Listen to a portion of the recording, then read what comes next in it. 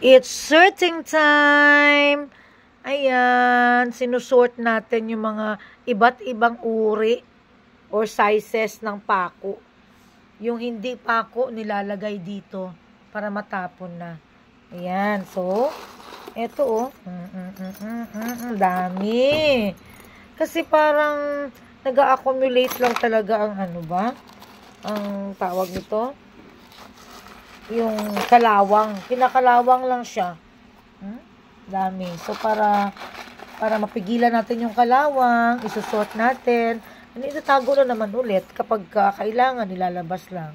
So, ito, yung mga hindi nails, hindi pako, ilalagay dyan. Itatapon na. Itatapon na sa basura. So, dahil weekend, yan ang ating pinaka magandang nagawa.